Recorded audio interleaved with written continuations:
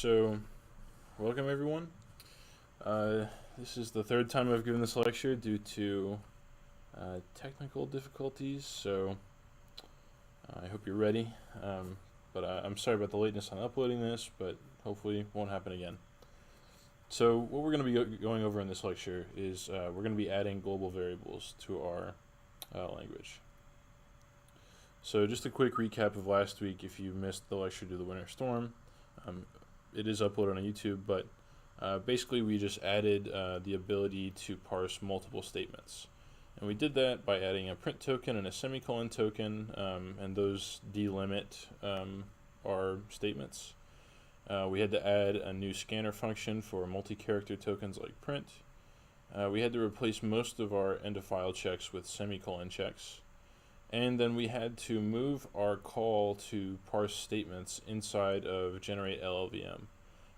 That way we can generate the preamble and then generate each of our statements as we get them, and then we can generate the postamble just to save on memory if we have large programs in the future. So today's goal is we want to add variables.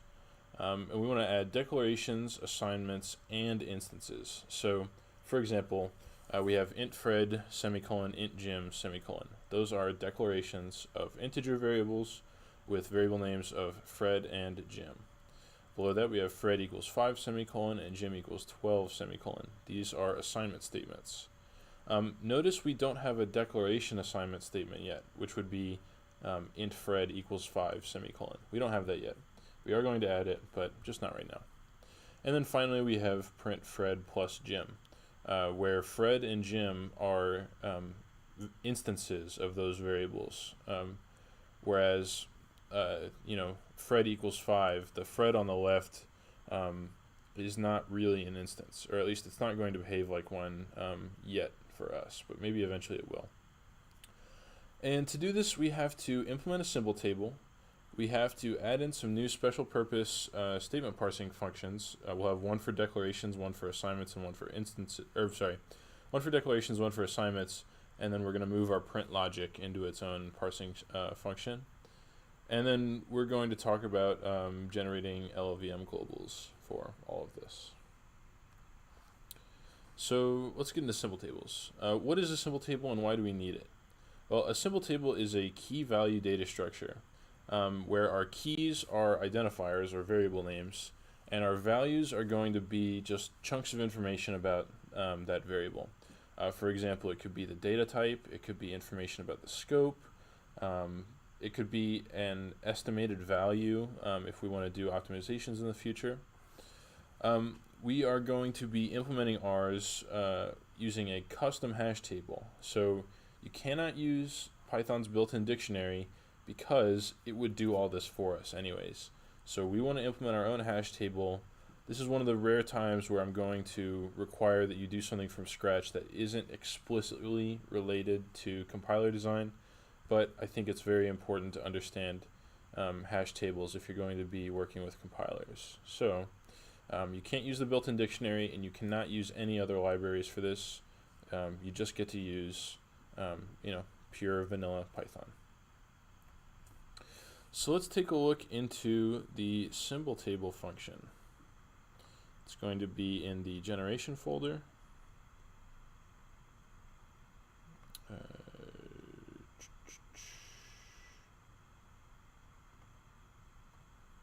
on the wrong branch.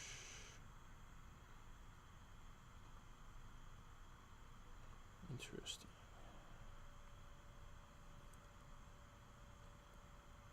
Okay, so this is our symbol table. So right here we've got our symbol table entry, and what this is just it's the values in our table. And right now all we're going to hold on to is the identifier name, which we don't really need to, but it saves a few characters of code later on. And then it holds a value, which right now is always going to be 0. But in the future, we will need to store values into our symbol table entry. And then we have this self.next. So we want to make a good hash table, but we don't want to become cryptography experts, because that would take a really long time. So we're going to use a relatively simple hash function. And because of that, we are eventually bound to get a collision in our hash table where two different identifier names will hash to the same value. I'm going to be going over hashing in just a second, but you'll see what I mean. And so in the event that we have a collision and two entries want to be in the same position in the table, we're actually going to make it so that our values in the table are a linked list. So if there is a collision, we can just append the collision to the end of that linked list, and then when we're looking for instances of a variable in our symbol table, we'll have to traverse a linked list if we pull from the table. So that's what this self.next is right here. This optional, that is a new type hint that you might not have seen before. It's basically shorthand for union of symbol table entry and none. So this self.next could be nothing, or it could be another symbol table entry. I defined the symbol table interface because I implemented the symbol table twice with two different methods. I'm not going to go over the second method because it didn't end up working out. But one thing that's important to note is that the interface has these del, get, and set items. And what these are is these are built-in Python functions that tell the interpreter that we can use this square bracket syntax to access and modify the symbol table, which is just going to be a nice little thing in the future, so that we don't have to call these functions explicitly, and so that our data structure acts a little bit more like the dictionary in Python that you're probably more familiar with. So this is our hash table symbol table, and this is what we'll be going over. First of all, when we instantiate it, we give it a length, which defaults to 512. 512 is a pretty good length. If you have 512 variables in a single function, you're doing something wrong probably.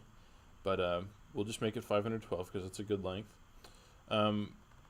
Our hash table is going to be a list, just a regular old list of symbol table entries, which remember are linked lists. And then our hash function is going to give us indices into self.data right here. And we're going to initialize it with none, and give it that length. So this is going to make a length 512 list full of nones. We've got this length property right here. I added a resize function if we decide to add in support for that later. And before we talk about update, I want to talk about hash and then get. So I covered hash tables in lecture 0, and if you're not familiar, I suggest going back there to watch my segment on hash tables. But what it is, remember we've got our data as a list, and we will pass our keys, which are identifiers, strings, into this hash function. It is going to convert those strings to a unique, or a hopefully unique integer, but there can be collisions. And the way I did that is I implemented this algorithm called FNV1.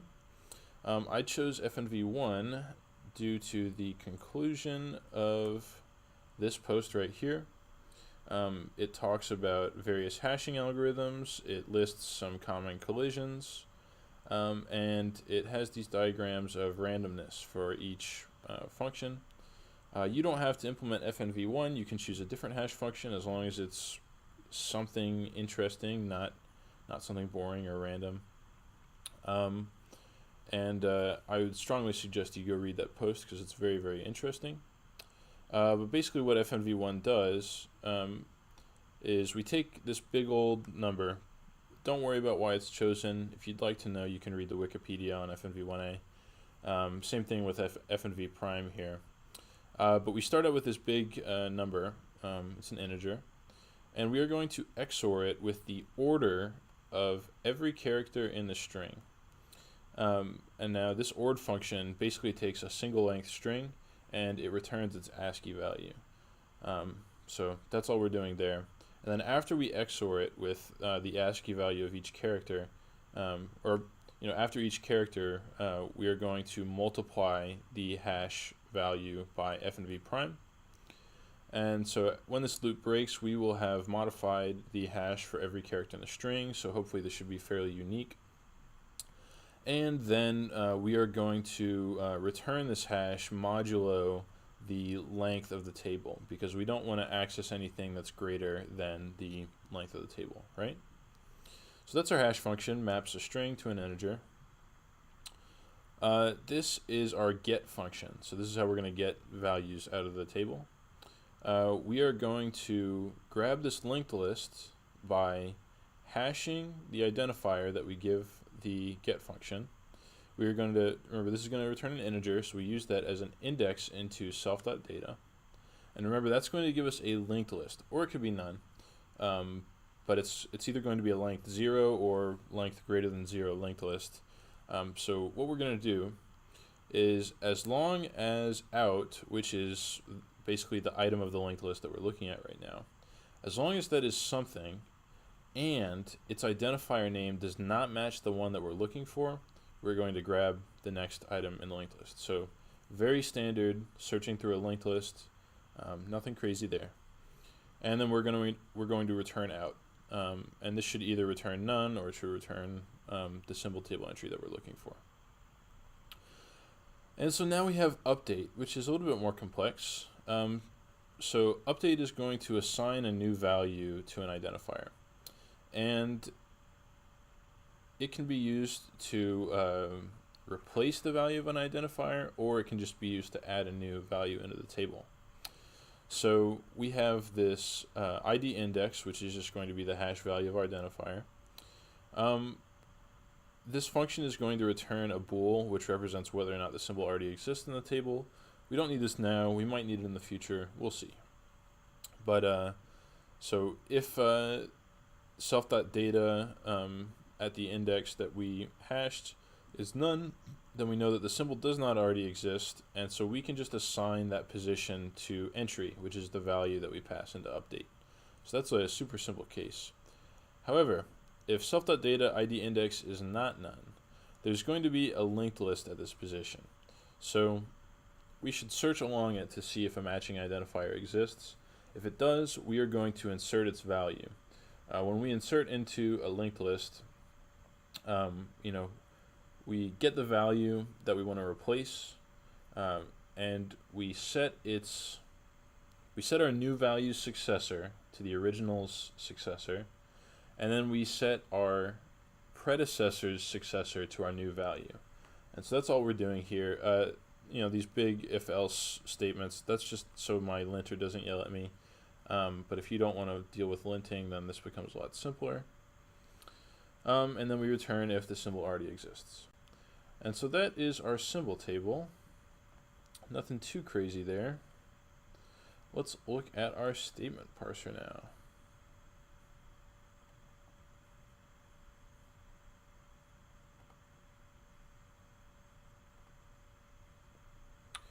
Alright, so not branch 5, branch 6.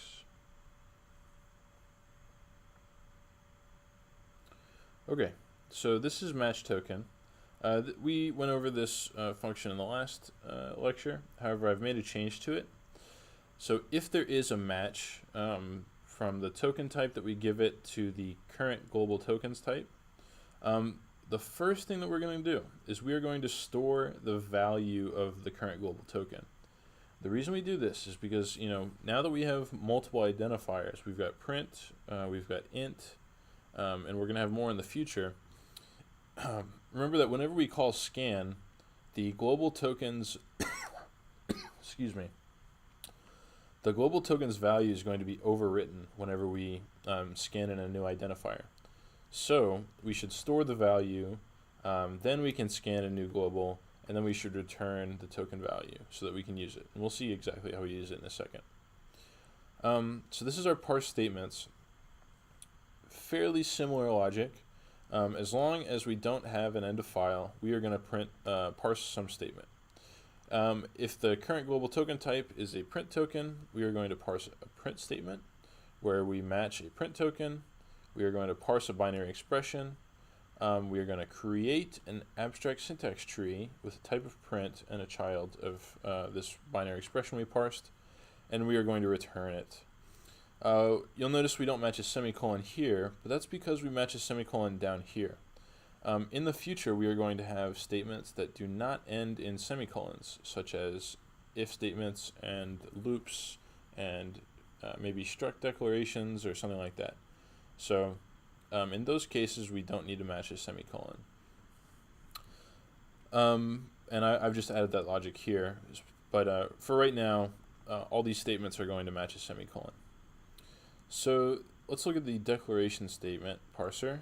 That's a little bit more complicated.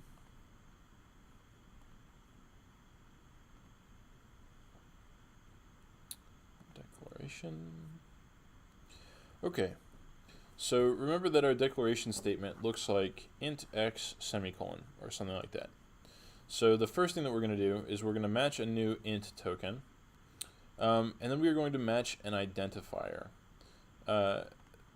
This identifier, we're going to store its value, so this is where we need to hold on to that value. And then we are going to update our global symbol table with a new entry given our identifier, default value of 0, because that's what we do with integers. And then we are actually going to directly generate some LLVM. There's a reason why we do it here, and we'll go over that in a second, but just know that we declare a global right here. And now let's look at assignment. So remember, for an assignment statement, we have something like x equals 5 semicolon. So we are going to match an identifier. We're going to hold on to its value. We are going to check that it is in the global symbol table, because we should not be assigning to variables that do not exist yet, right? So we are going to construct an abstract syntax tree. We are going to give it a left value identifier. There's a reason why we did that instead of give it the identifier token. It's because they mean different things.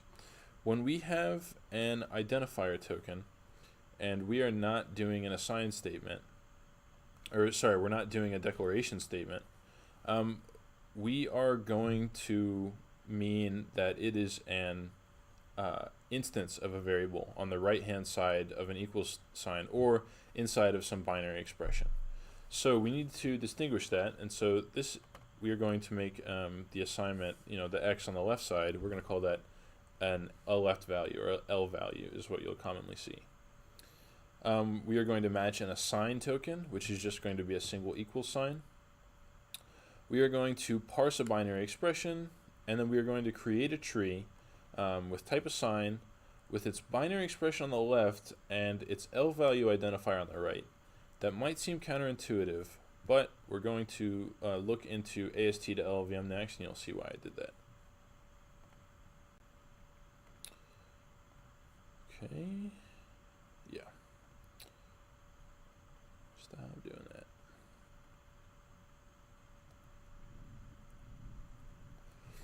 So the first thing I want to look at is this LLVM declare global.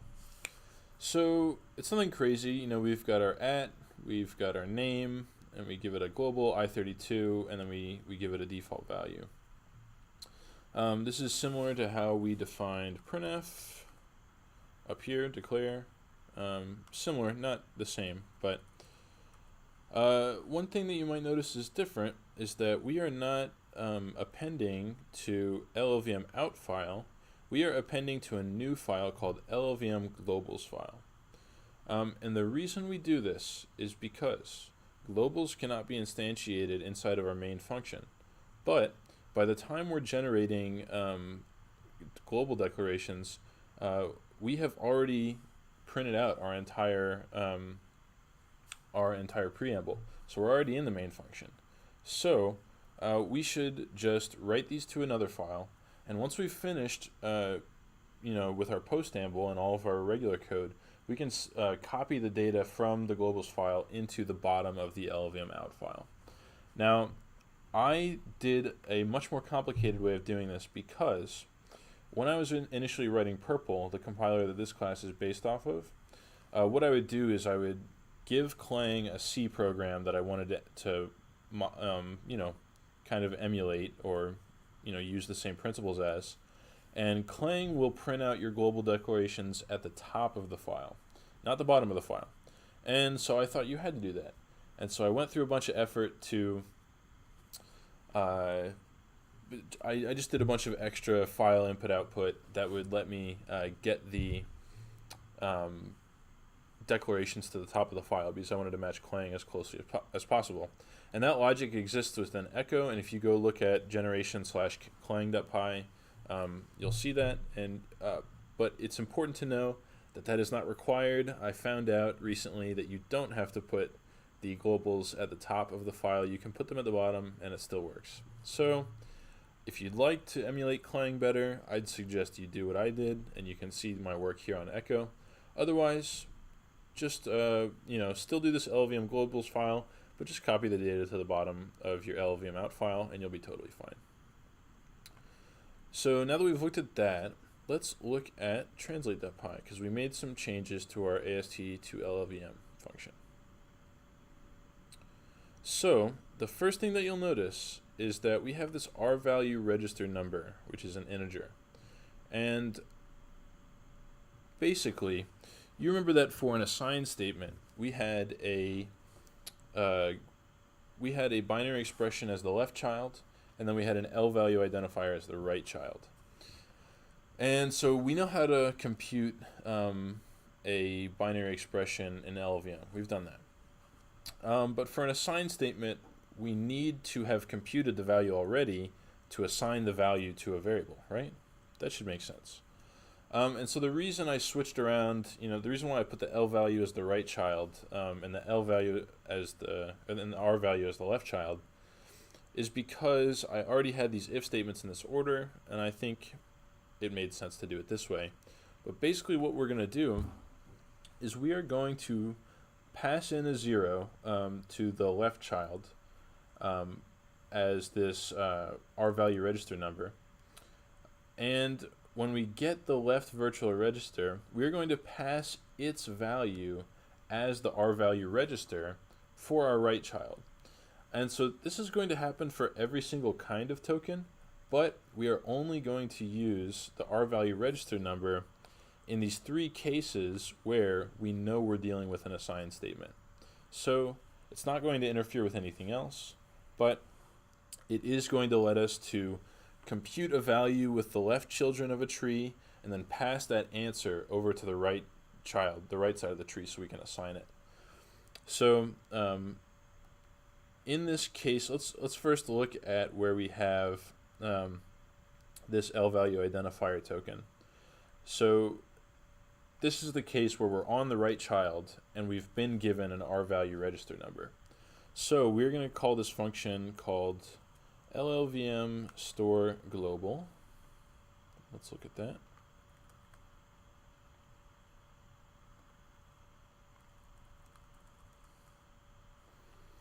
So what this is going to do, it's going to take in our R value register. It's just going to ensure that it's loaded. It should be loaded, but there are cases where it isn't, specifically when we assign just a constant value to a variable. So we're going to ensure that it's loaded, and then we are going to store. We're going to say it's an I32. We're going to give it the R value register, and then we are going to store it into this global variable. Nothing crazy there. Very simple stuff. And then we are going to return a virtual register with the R value register number. That's just because it already contains the value of the identifier, and eventually we are going to want to do things like 3 is greater than 2 is greater than 1, and we want to put all that inside of one statement or something. That's going to help in the future. Now look at this assign statement. It actually doesn't generate any LLVM. It returns the exact same thing that L value identifier returns. The reason why is because remember that an assign token or an assign node in our AST is always going to have an L value identifier as its right child. So we've already done the logic here, so we might as well just return the same thing that it gave us. That seems fair to me. I moved our print logic down into this branch right here. Before I get into, I'll talk about this right now. So you remember that to use a constant value in a binary expression, we had to call this LLVM store constant, where we would store a value into a register, and then we'd load it later, and we'd all be good. If we want to use an identifier value in a binary expression, and we do, if we want to do that, we need to load that global variable into a register so that we can compute on it. So let's look at LLVM load global. So this is it right here. It's very, very similar to our other load function, but we just get a new virtual register, we load an I32, and we give it the name of the variable that we want. We are going to append it to loaded registers because it is loaded now, and then we are going to return that new LLVM value that we created that has the virtual register that contains our global variables value. So the one thing is that we didn't cover how to create an AST node with an identifier value. And the reason is because that logic now exists within the expression parser. And let's see what we did to change that. So you'll remember that we created integer literal AST nodes in parse terminal node. And so now we are going to create identifier nodes as well. So we are going to grab an identifier from the current tokens value. We're going to pass into the global symbol table to make sure it exists, because again, if we have an undeclared variable, we should not be using it as a value of anything because it's undefined, it's undeclared. But if it's not, if it is declared and we're all good, then we're going to create an identifier AST node. We're going to give it our identifier name, and that's it. That is all we needed to do to add this into our language. So I'm going to pull up, I'm just going to show you desktop echo, get branch, get checkout 06 assignment. So let's see, examples, test one. So this is the example that we saw at the beginning of class. We're going to scripts, run, examples. Excuse me. Test one. I'm about to sneeze, I'm not sneezing. So we're going to run, we have no issues. Let's just look at test1.ll. So we see that we've declared our Fred and Jim. Again, I did a bunch of extra work to put them at the top, but you don't need to. These are our declarations, and we are going to allocate some space. We are going to load in, store values into Fred and Jim, and then we're going to load Fred and Jim, and we're going to add them together, and we're going to print them out. So let's look here again. So Fred is 5, Jim is 12, 5 plus 12 is 17, so let's make sure that Clang agrees with us. So that will be test1.ll, we'll call it test1, gives us a binary, no issues, and 17, there you go. So that is all I've got. Let me just make sure I went through everything. That's it. Yeah, so if you have any questions, email me. Please email me your GitHub links if you haven't, and thank you very much. Have a good one.